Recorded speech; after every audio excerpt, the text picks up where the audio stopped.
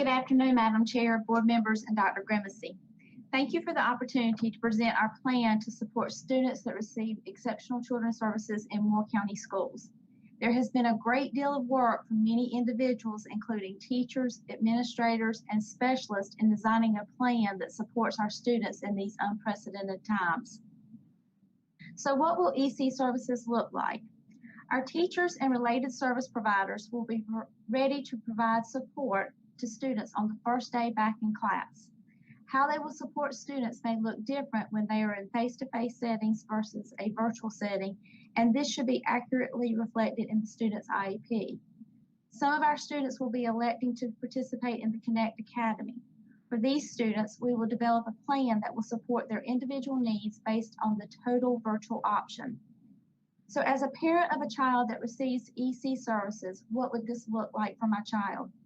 For students that return to our campus under the district's face-to-face plan, EC teachers and related service providers such as speech therapists, occupational therapists, and physical therapists will develop a schedule that will address and support student needs while also adhering to all guidelines that have been provided to us by the Department of Health and Human Services. These teachers may pull students in small groups or individually depending on the services that they receive. If a student receives speech 1 or 2 days a week, all services that are outlined in the IEP may be able to be completed in a face-to-face setting. The same would be true for physical therapy or occupational therapy. Support from EC teachers may be a combination of face-to-face and virtual because of the level of support that is provided. This support would be done by the teacher at the school that the child is enrolled in. Connect Academy students may not have a therapist or a teacher that is from their home school, but would be contacted by a teacher to arrange what that schedule and plan would look like so that it could be developed.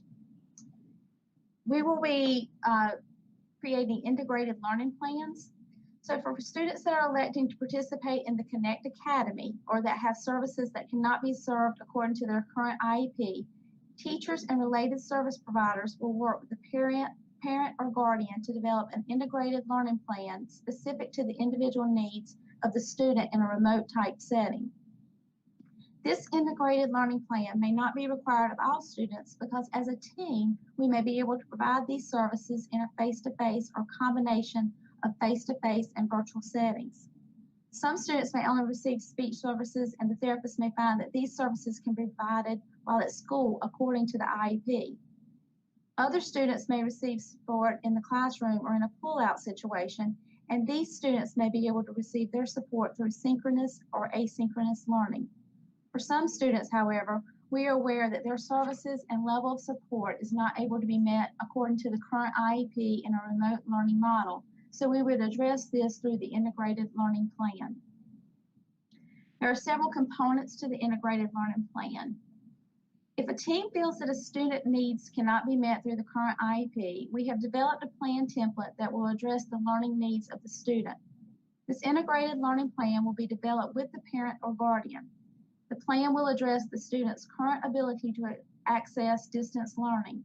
It will address any special accommodations, modifications, and services or supports that need to be provided in order to access remote learning. This plan will address how we will measure progress on IEP goals and objectives while receiving remote instruction. This integrated learning plan will also identify any training or technical assistance that is needed for the family members or person that is at home with the child that will be assisting in remote learning.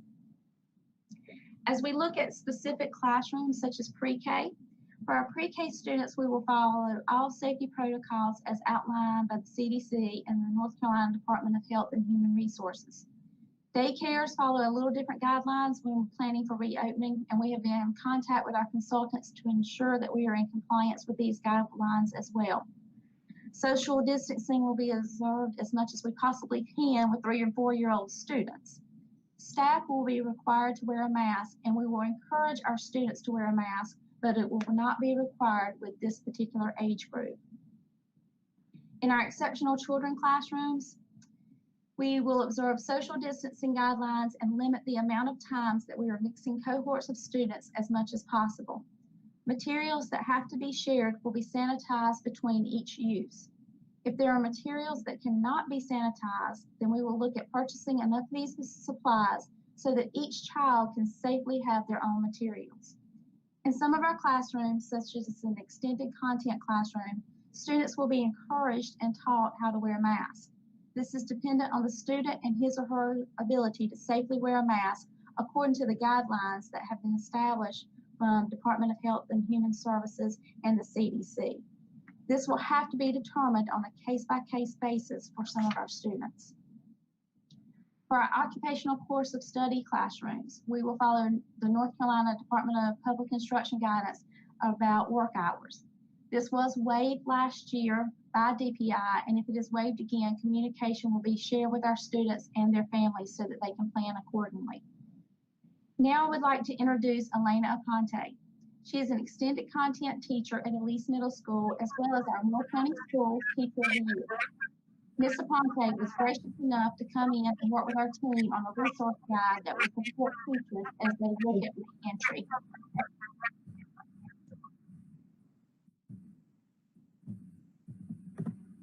Good afternoon, Madam Chair and board members and Dr. Grimacy. Can everyone hear me? Yes, we can. Okay, thank you. I had a bad connection earlier. Just wanted to make sure. Thank you for this opportunity to speak with you all today. Let me start out by saying that as we look at reopening schools, I want you, as well as my colleagues, to know that I'm looking at this through the eyes of a teacher and a parent. I know that we all have individual scenarios that we must think through. I have to remind myself that we also have parents to think of as well. Because of all this, I have to say that connecting with families is critical so that we are prepared to ensure the safety of ourselves as well as our students. Teachers will have to individualize their classrooms based on what they know about their students and what the individual needs are. A group of us EC teachers met that was representative of our 3 attendance areas, different grade spans, as well as the varied service delivery settings that each class serves. This group developed a resource document for teachers by teachers, based on the guidelines that were provided in lighting our way forward. Based on these guidelines, we thought through our day and the schedules that we may follow to meet the unique needs of all of our students and staff. Strategies were discussed and recorded for teacher reference on ways to keep students engaged while still abiding by the guidelines that have been presented. We all know that safety of our students and our staff are the top priority. In some classrooms, we may have to be closer than the prescribed 6 feet because of the needs of the students that we work with. It is important to remember that not all situations can be thought through completely in advance. The guidelines that we developed are strictly a starting point as we deal with the ever-changing guidelines and situations that we are presented with almost daily. Personally, I've looked ahead at the makeup of my classroom.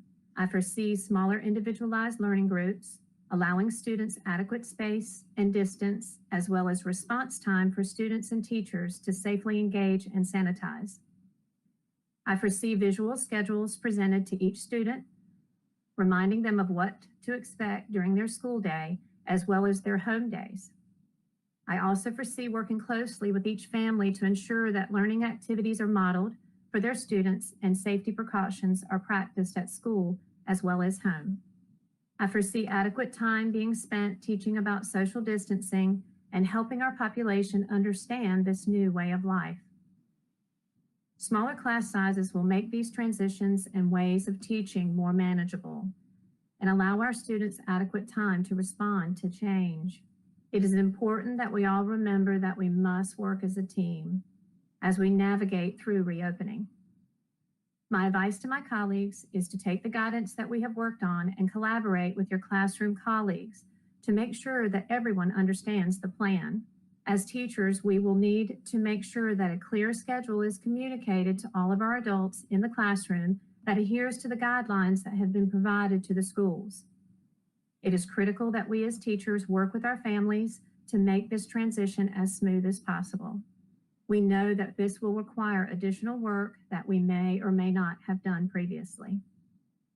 Communication will be the key to ensuring that the students and families we work with have a clear understanding of the daily schedule as well as the weekly schedule. I know that as teachers, we miss our students. I know I do dearly, but I also know that we are anxious and want everyone to feel safe. I know that Moore County Schools will make sure that procedures and protocols are put in place so that we can safely welcome our students back in the building, and together, working together, we can do this. Thank you. And the information that Ms. Aponte was referring to will be shared with all of our principals as well as our EC staff in the respective buildings so that they can reference that as they're planning their reopening. Are there any questions at this time? I have one, Dr. Bullard. Rough guess, or maybe you know an exact number. How many students are we talking about that within our Moore County system have an IEP, an individualized education plan, or a 504 plan that are going to need some individual conferencing to start the year, and then of course to have their individual needs met in their classes? Do you have a rough figure? Because I know it's increased in recent years. Right now we have 1,720 students on our head count. That's not to say that all of those students will require this integrated learning plan. Because of the options that they choose, we may be able to serve those. Out of that 1,720 students, that includes our speech only students. So some of those numbers, like I said, would not be as high because we would be able to meet those needs in the classrooms directly. Still a lot of young people. Yes, ma'am. Applaud the ability to get together and meet their individual needs. Yes, ma'am. Quick question. This is Betty Brown. Being a content area teacher or content teacher for EC, Ms. Aponte, how do you see your schedule working with the content area teachers that your students will be working with? Our content area teachers, I just say that we need to collaborate as much as possible, especially our first week coming back. I foresee that we'll be meeting routinely, just trying to decide on different plans. And I love the rotation that I feel that we can serve when I have my separate groups set up, but all of their input is definitely welcomed, and I feel that we can all collaborate together. I just don't want to put any extra burden above and beyond what y'all are going to have to do. And so I'm concerned about the coordination of this, but it sounds like y'all have got it in hand. Thank you. This is John Weaver. It's a great team of teachers. This is John Weaver. I have a question regarding our EC students. They have a variety of needs. If you can't meet some of those needs in a remote learning setting, is there any flexibility to have those students in class more than just 2 days? We have actually discussed that, and because of the protocols that we're having to put in place, we're looking at how we can handle that and safely protect our staff as well as the other students. So we're not going to say that we won't be able to do that. We just don't know what it's going to look like right now, and if we will be able to do it following our protocols. I understand. If I could, Dr. Bullard, I want to add to that, Mr. Weaver. There is no administrative obstacle to that. Those kinds of decisions will be made by the teachers working in concert with the IEP committees, the parents, Dr. Bullard, and the principals to obviously push the envelope on everything we can do to do the maximum amount of service for each of our children.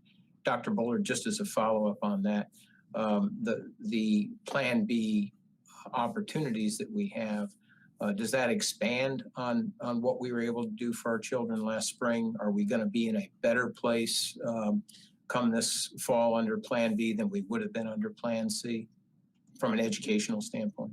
Yes, sir, because being able to bring the students in for face-to-face instruction and work on those goals is a lot better than just being totally remote. So at least we will be able to set up the goals in the classroom provide that support to the teachers, model those lessons, record those lessons. So I think we will be at a better place than we were in the spring, moving forward into the fall.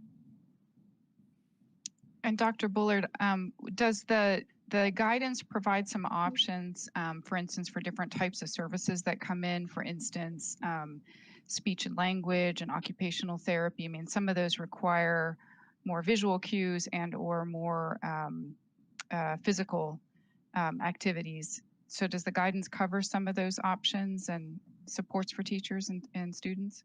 It's not specific to the different services that we provide. We take the guidelines that we have been provided, the general guidelines, and apply them to our individual settings, such as speech and occupational therapy, knowing that in some of those situations, we, just like Ms. Aponte had mentioned, we cannot socially distance in an occupational therapist setting 100% of the time, or in a physical therapy setting 100% of the time. In our extended content classrooms, because of the nature of the students that we serve in those classrooms, it is going to require our staff to be closer than the 6 feet. So we make sure that within the protocols that we're aligning as best we can with safety, knowing that we can't always adhere to the specifics of the 6 feet.